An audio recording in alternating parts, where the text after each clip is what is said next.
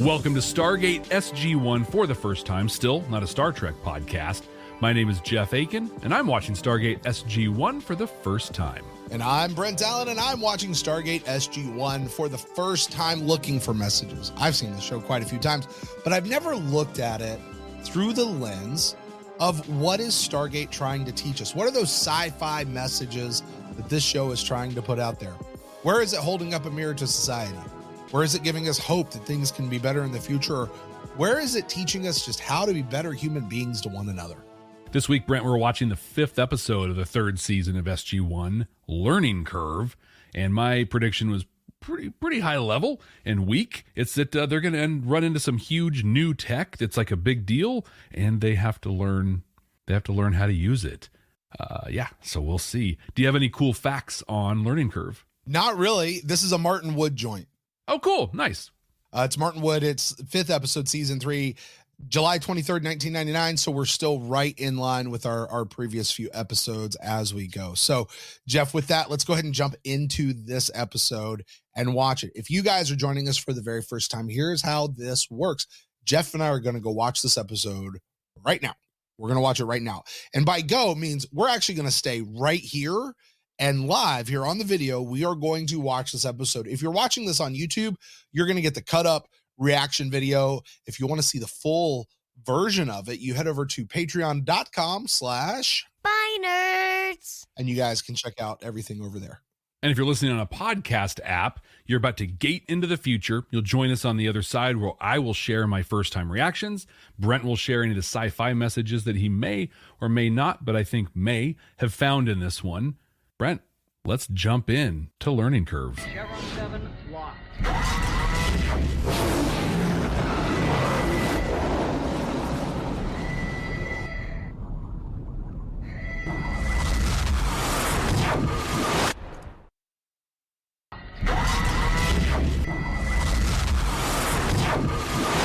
All right, Jeff, so you have just watched Learning Curve for the very first time. Take us through it, bud. What'd you think? At first I didn't really care for this episode very much. Like for quite a while, I was like, it's interesting. It's kind of, whatever. I thought it was an interesting take on a society, right? So they learn by planting nanites, and then they spread those nanites around. They put the kids in like basically a retirement home when they're done. And it's just like this totally unemotional, very efficient society, which to me, frankly, sounded great. Like, so what you're telling me is like, I'm just going to learn all this stuff and we're just going to be efficient and get things done all the time. Yeah, that sounds fun to me. But they didn't know much about fun in this until it came around. I feel like this episode tried to be a couple different things at the same time. Yep. And did a really good job at being one of those things. What I wanted it to do better at, but it introduced, is a theme that we've run into a couple times in Stargate now, in that this group, the Orban, wow,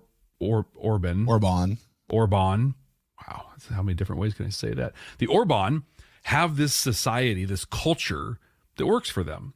Like they're making rapid technological advancements. They're spreading knowledge around. It works really well for them. No one is on that planet being like, this isn't cool. This doesn't work for us. But as soon as SG-1 interacts with them, they don't like the way things are. And so I'm going to take my values, my ethics, and judge you based on those. Yeah. And there was literally a scene where a dude from the planet was like, let me help you understand. And Jack's like, I don't want to understand. He just straight shut him down. And we've seen this happen quite a bit. I hope that we get some more exploration of this, because to me it's the anti message of Star Trek, but it is the theme of Star Trek, especially the original series. Yep. I think Jack in this episode was channeling Captain Kirk through everything. I'm going to come and I'm going to shut your computer down and force, a new cultural norm on you and then leave basically. But also he was Captain Kirk in that some kids showed up and he was all about helping those kids out. I think about Miri, the TOS episode Miri. So like you last week and even this week have talked about this is an episode that could fit anywhere in Star Trek. Absolutely, 100%.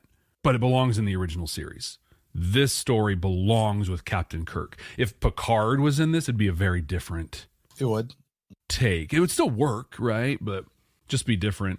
I made a note partway through on this that Jack makes this episode. Once we get past this my culture or no culture thing, and we just see the compassion that he has for kids. You know, this incredible scene where they go to the school that looks like an institution. Like, that's horrible. But the kids come running out. They're excited to see him. The one student paints him as the thing that, you know, that she loves, or that, you know, and it's like he takes time out of his life to go be a part of these kids' lives. This dude can literally walk up off the street onto the playground and people don't bat an eye at it. They're excited that he's there. And the teacher and the dude could be like, hey, can you take another student for a class or two? And they're like, yeah, sure.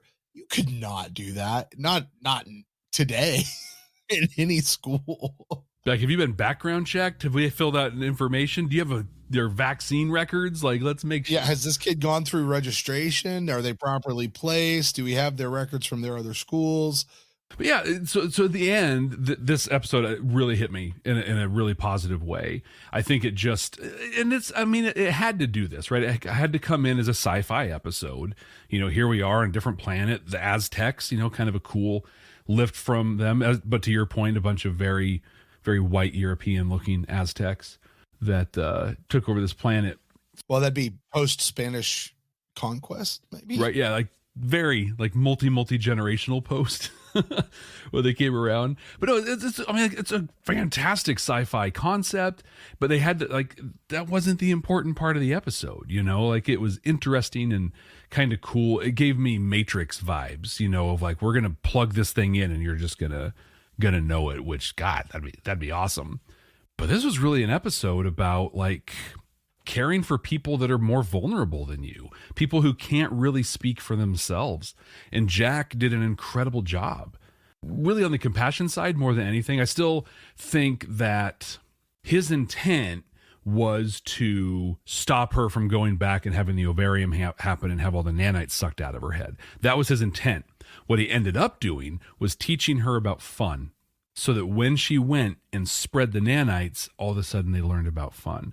Amazing ending, totally unintended. Like even Jack was like, oh, that's what she learned. Wow, good thing it worked out like that. You know, like, this could have gone a very different way.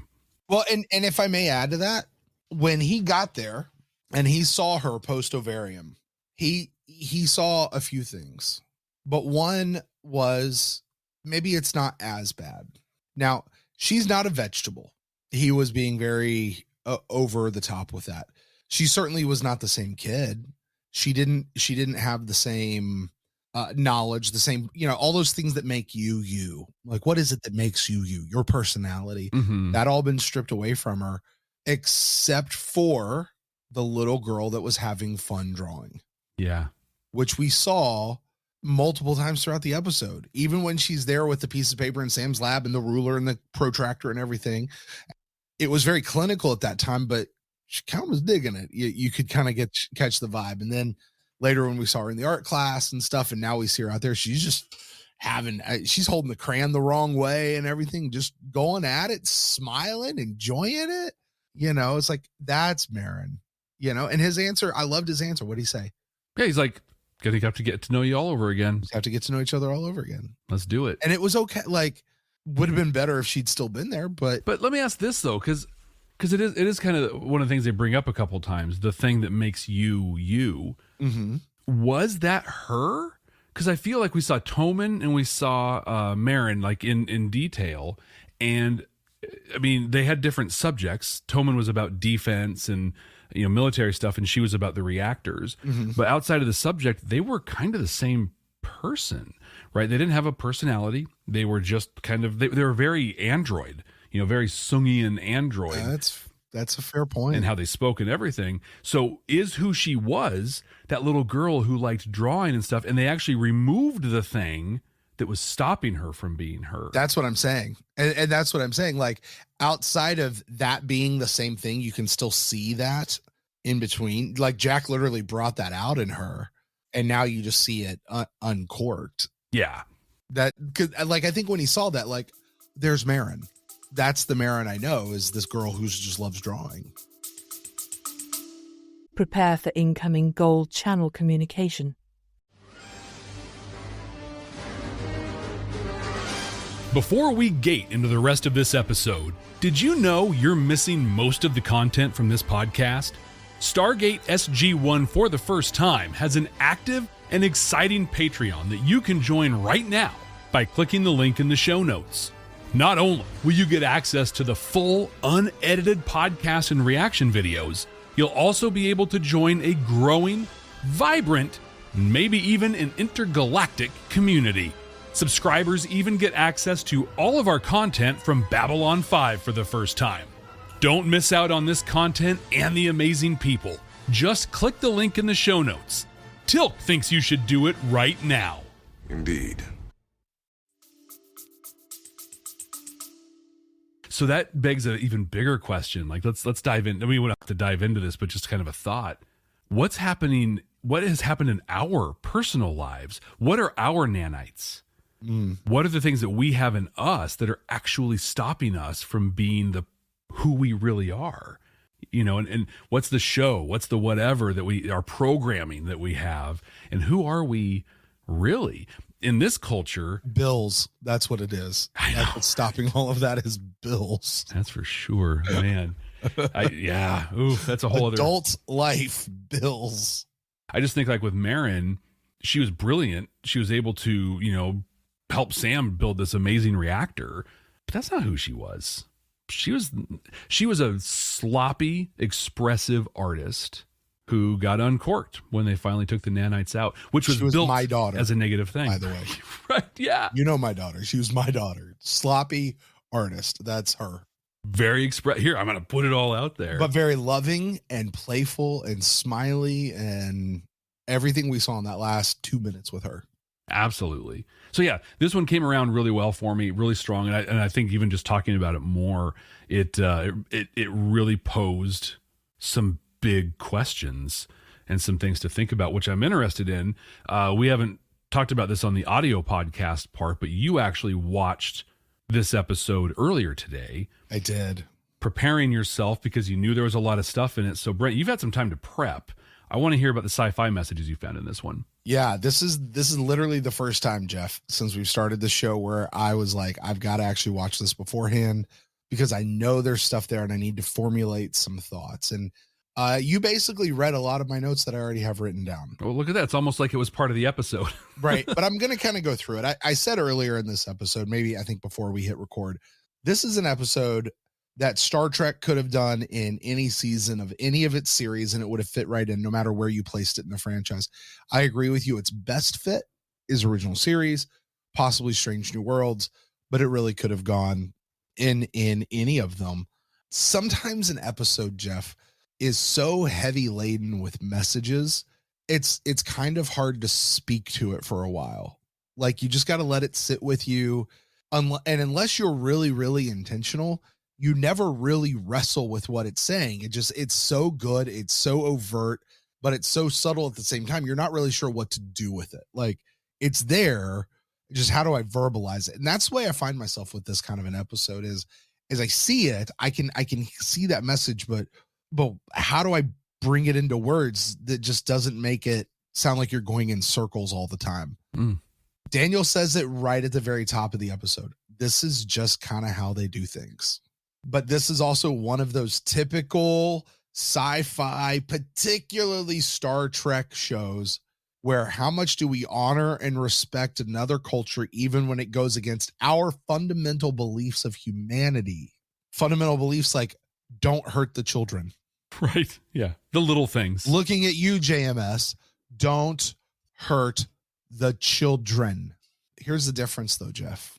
And this is where I think I really like this episode. I think for the first time, we actually have a real answer for what do you do when you encounter another culture that is diametrically opposed to yours and seems awful, but it's their culture and it's their way of doing things. If this was a TNG episode, maybe even Strange New Worlds, the answer would basically, I think, be go in, talk them to death, reason with them, and maybe try to get them to change their system, right? Like that's how that would work. If it was TOS or even Deep Space Nine, they just say, F it, and we're going to go do whatever I want, and I'm going to violate their culture. I'm going to violate their rights of sovereignty, and then I'm going to leave. I like what you said. That's literally whatever. Then they're going to leave and just let you figure it out on your own. Yeah, good luck. Good luck. We're going to tear it down and take off. If it was Voyager, Janeway would have just full on kidnapped all the children and taken them home with her. That's how that one would have gone, right? But here we got an actual answer of how do you deal with it? Because in the end, Marin and Toman and Solon and all of the other children are left on Raban. They're there to continue with the way their culture works. They didn't necessarily change how their culture operates right now. Jack ultimately allowed the Orban to take her and do what they do. But what did he do first? He showed her another way of living and another way of looking at things. Jack, I may add, the one who wasn't smart. The one who wasn't smart took her and showed her how to be a kid, Earth style, which you and I would look at and definitively say, yeah, that's better. Right? That's the way to do it. That's the way you should be as a kid, right? But again, we go to saying should be. That's our value system. That's our culture. I remember when I lived in South Korea, the way that they do things in South Korea, I definitively remember going, I do not want my kids growing up like this. Okay. I'm in the middle of it. I see how they're doing it. I see how they're operating it. And I said, that is not a good way. That's not how I want my kids to be raised. I'm totally judging their culture. I'm totally judging their deal based on my Western American ideals. Just like they would do if they were in the United States. Absolutely. Because there's a reason they do things the way that they do. There's a reason there's a reason why all the cool stuff's being made over there right now. Right? You know what I mean? Like you, Jeff, I don't think for an instant that Jack intended for what happened to be what happened. I don't think he intended to change all of Urbanian culture. I don't think he intended to go back and have everybody start drawing and playing hopscotch and playing with balls or whatever, right? I don't think he had some master plan to infect the entire group with fun as if he's some weird Borg bomb that he's sending back to the collective. He was solely concerned about the one. Which is kind of messed up. He didn't care about the rest of them. He was concerned about Marin. Yeah, that is kind of weird. Teal'c didn't care about anybody else. He was concerned about Toman. Mm-hmm. He to the literally was like at one point all but saying, I don't care about this kid. I want Toman. I don't know him. I want the one that I know. And he was kind of doing the starfish thing. Have you ever heard that story? Man goes out to a beach. There's thousands upon thousands starfish washed up on the beach, knowing that they're gonna die as the sun comes out. He goes out and he starts chucking starfish back in. And somebody else comes by and he's like, hey, what are you doing? He's like, well, I got to save the starfish, man. If they don't get back in the water. And he looks and says, why are you even bothering? There's so many. You're not even going to make a dent in it. And he picks up one starfish and goes, well, it makes a difference to this one. And he threw it back in. Picked up another, makes a difference to this one. Threw that one back in. That's a great story. You know what I mean? Like he was starfishing Marin. Like I may not be able to change them all, but I can change this one. I can help this one. Mm-hmm. That was his intent. What's interesting, though, is it's kind of the way the universe tends to conspire with itself. And I think ultimately the universe does tend to work things out for the betterment of all. Mm-hmm. His action had what I will say is the very unintended consequence. I think you would say that as well. Yeah. And that the people learned a different way of being. He was just trying to do it for the one, and it wound up happening for everyone. Now, here's what's interesting the more I thought about this. Those people, once they received her little nanite thing, they could have chosen to reject it. Yeah. They could have chosen to reject the fun. They could have chosen to not embrace it, but they didn't. They saw it. They went, whoa, that's a new experience we've never had. There's an ignorance there. I had no idea that this was even possible. They didn't even know the word fun. Exactly. They didn't know how to draw. They didn't know how to play. This was not even in their vocabulary. But when they did it and they got into there and they're like, yeah, let's do. Wait, what do you mean there's a different way that we can care for the past Uron kids? We're going to treat them very well. Well, but what does well mean to you versus these other people? Well, why don't you just teach them the way that old people get treated? I don't even know what you're talking about. What do you mean? They weren't really communicating on those levels, right? But what I think that proves, though, is the sheer fact they didn't reject it shows that the Urbanians were not bad people. They're not evil people. Because if they were, they would have just said, nope, we're going to completely keep all of that out. This is what we do and how we do it. They just had a different way of doing things. They had a different way of looking at societal roles, societal responsibilities, and they didn't know what they didn't know. They were ignorant. And in truth, they were able to all come around. Here's the great thing. Because of their system and because of the way it worked, they were all able to partake of this because of the system. If the system wasn't the way it was, this would not have gone through their entire society. Like it was amazing. Like, when did this happen? Oh, last night. Like we started this last night, and it's just like it's infectious everywhere because of exactly that. Their system spread it. Did you see how happy he looked? How excited he was to share? Like, yeah, he was like a kid, just what he was doing. Like a kid. Yeah. Like a kid. So all of that to say, what is the message? How do we boil this down? Because like I said, I started this off by saying they did something here that Star Trek never does, and that's provide the actual answer. So often we've talked about how they present a problem, but then they don't really discuss it. A lot of times Star Trek presents a problem, discusses it, and lets you figure out the answer. And if you don't stop to think about what is the answer and what side, this isn't a Tuvix situation where you know which side of the issue you're going to be on. This is kind of like, I sort of see it from both sides. And well, I don't really know what the best way to do that is. Here's how I think we boil this one down. This is what I get out of this. You can't change people. They have to do it for themselves. Jack and Daniel and Teal'c were not going to change the Urbanians. They had to pick it for themselves. Now, they needed the knowledge. They needed to be exposed to more ways of thinking. All you can really do is give them that knowledge. You can give them that experience, not necessarily by telling them about it, but by letting them actually experience it. Let them get a different way of looking at life. Let them make their own decision, even if you still find it revolting. Hey, by the way, I told you that thing about me going over to Korea. Yeah. After living there for 3 years, being in the system that they're in, you know what I eventually realized? It's not that bad. Yeah. It's not that awful. There are still some things I'd like to do different, but there's actually some really good things that are in there too. That need to be in there too. And here's how we grow. Here's how we change, is by being able to look at things in a different way. Without judging what is so wrong with that culture over there, to be able to go in and be like, okay, well, why do they do it this way? What are the benefits of that? What are the pieces that I want to take? What are the pieces I want to have? What are the ways I'm going to be changed by this culture? Sometimes it's more important, Jeff, for us to allow another culture to change us than it is for us to go change all the other cultures out there. Yeah, definitely. And I think that's really the answer that this gives. Jeff, this is a 7 chevron episode for me, up and down. No question. It was written. It was intentional. It was thoroughly discussed. It gave you an answer. 7 chevron.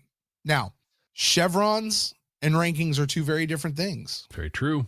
Chevrons are all about the message. The rankings all about how much you enjoyed this episode. Jeff, you, my friend, get to take this and place this in our 100% completely accurate definitive season 3 ranking of Stargate SG-1. Our current top 4. I'm going to guess this is going into the top 5. It's a strong guess. But our current top 4 are Fair Game, Into the Fire, Seth, and then followed by Legacy, which I cannot believe is that low. But Jeff, where do you place Learning Curve just based on your sheer, how much did you like this episode, message notwithstanding? So you brought up a very important point of order on this one that I do want to address, and that was Seth and Legacy. You're a smart man, Jeff. I'm swapping those out. So Legacy's in number 3 and Seth is in number 4. I had some smart man. I had some time to think about it. And to your point, right? Like I'm not stuck in my ways. I can listen and I can allow other cultures and experiences to influence and change me. So there you go. Case in point. On this one, I talked about how I went on a journey on this one. Like at first, I wasn't really into it, but then it really grabbed me. And this one grabbed me hard. Like this was. I'm gonna link the ranking and the rating on this one because what really struck me when you gave it the 7 chevrons was my reaction was the message. Like I came out with the message. That's how not only how strong it was, but how well it was done. This, Brent, is our new number 2 episode of the season. I don't disagree. I agree with you. Hey, one thing that I do want to note, you mentioned it in the show. You mentioned it a few times. Let's just say it for what it is. Jack has an incredible soft spot for kids. He really does. You know, I mean, look at what happened with Cassie. Look at what happened with that Ritu kid. Mm-hmm. You know, I know a few other kid things that come up. Hey, spoiler alert, there's going to be at least a handful more over the next 8 seasons that we still go through. Jack's definitely got a soft spot for kids. You know, now whether that's a result of what happened with his son or that's who he is as a person and partly why his son affected him so much. Like, obviously it was a son, but still bigger than that. Like Jack's just a good dude, man. I got to think that he was a great dad, right? Yeah. Like he was a really good dad, and losing his son, especially the way he lost his son, was, you know, obviously in the film, you know, it changed him and darkened him quite a bit. But as he's, you know, as time does its thing and he's doing his stuff, he's like I feel like he decided that he's a good dad, or, you know, a good thing. And not only is he was, but now he also believes that he is. Now, I don't know that he didn't before, but like it shows he's like, yeah, this is a thing I can do. I got this. It's really cool seeing him operate like that. Also, we came to know that there is such a thing as a Naquita reactor or a Naquita generator. Kind of a big deal. Jeff, what was your prediction for this episode? A piece of new tech that they're going to have to figure out. And that was Sam's whole storyline, figuring out this new tech. Oh, there you go, Jeff. I like it, buddy. I like it. You get high level enough, you're going to hit something, right? I like it, buddy. I like it. Just to update, we had no additions to our For Crying Out Louds and Deeds or Daniel Death's countings that we are doing. Although there was a perfect opportunity for an Indeed. Oh my gosh, there's so many. So Jeff, I guess with that, we're going to call this a great episode of television. Good 45 minutes. Could have worked anywhere. Good stuff. I'm glad that this was in Stargate and not Star Trek. I agree. Because it would have been different in Star Trek. And I don't think I would have appreciated it as much. So with that, Jeff, it's time to move on to our next episode. Would you like to know what we're watching next time here on Stargate SG-1 for the first time? Yeah, I suppose so. We are watching an episode titled Point of View. Point of View. Point of View. Get high level, Jeff. Give us a point of view on Point of View. This is going to be an episode from the System Lord's perspective. We're going to see things happening from a different point of view. And the cool thing in that, like I'll be excited for, is just getting that view into the System Lord Gould culture that we'll get a little bit of. But there'll be SG-1 over here on the side doing a thing that'll intersect enough to make it the episode. So this is a episode we'll see this from the System Lord point of view. All right. Well, you're a good guesser, Jeff. Oh, sure. You're a good guesser. Well, that's going to do it for us right here on Stargate SG-1 for the first time. That's going to do it for us here with Learning Curve. Thank you guys out there so much for joining us. Hey, listen, don't forget, wherever you are catching this show, whether you're on Audible, Apple Podcast, Spotify, YouTube, Spotify Video, Patreon, whatever else we're on out there. I don't even know what all, it's all out there. Wherever you are, please leave us a rating and a review, check mark, stars, whatever it is they allow you to do. Please make sure you do that, because what that does is that lets other people know that you are enjoying the show and they would probably enjoy it too, which helps more people find the show. Also, please be sure to share this show with somebody that you know who loves Stargate, or maybe somebody like Jeff over there needs to get into the gate for the first time. So with that, until next time, folks, we will Brent. see. Yes, Jeff, what's up? I love making this show with you. I'm so glad that you pulled me into Stargate. This is great. So I made something for you. Aw, It's you. indeed. Please go watch that video. Please go look at the video of what Jeff just did. That's funny.